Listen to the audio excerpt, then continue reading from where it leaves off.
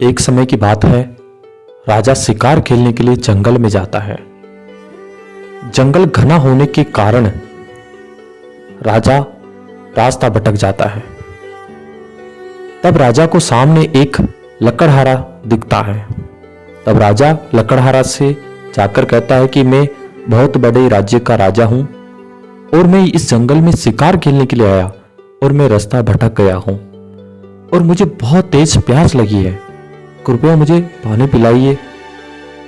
लकड़हारा भला आदमी था। राजा को पानी पिलाया और कुछ फल फ्रूट खाने को दिया। राजा पानी पिया, फल फ्रूट खाया और अपने राज्य लौट आया। बहुत समय बीत जाता है। तब एक दिन लकड़हारा कोयले बेचने के लिए बाजार में जाता है।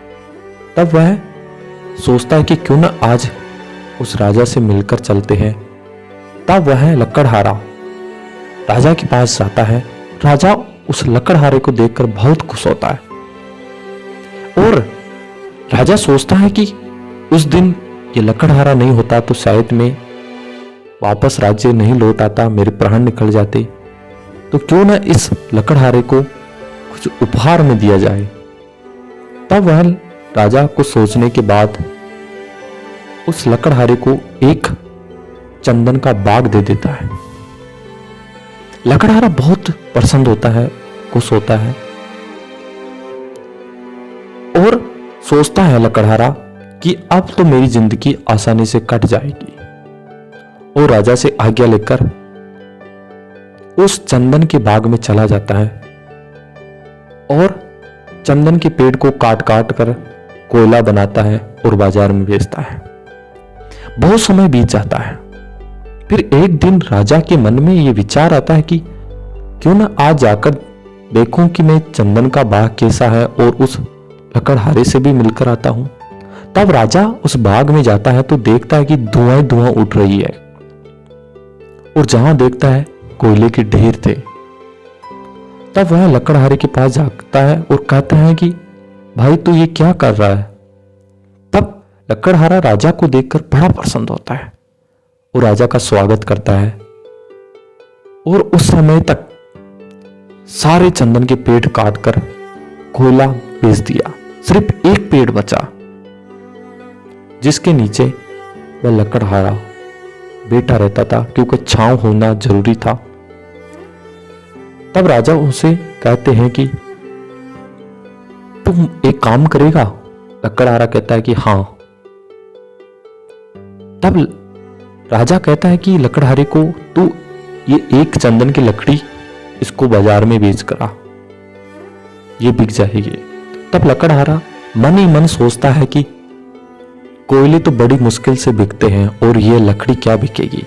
लेकिन राजा का आदेश था तो वह लकड़ी लेकर बाजार में जाता है तो उसे बहुत सारे पैसे मिलते हैं।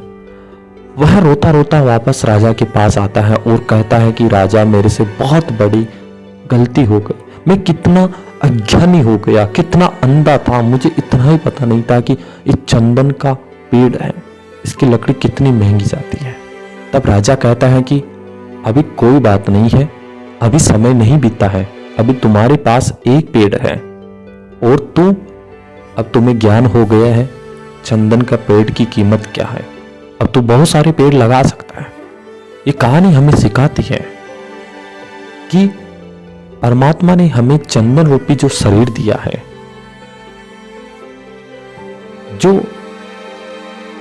ये जो सांसें चल रही है, ये वह चंदन के बाग में पेड़ है चंदन के, जिसे हम क्रोध, दुश्मनी, तनाव, ईर्ष्या लेकर नष्ट करते जाते हैं।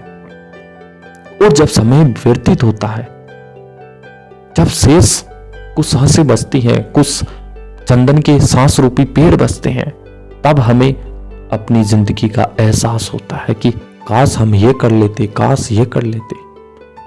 इसलिए दोस्तों, जो कुछ भी गया है उसे भूल जाओ, उससे सीखो और इस जीवन को फालतू के कामों में बर्बाद मत करो।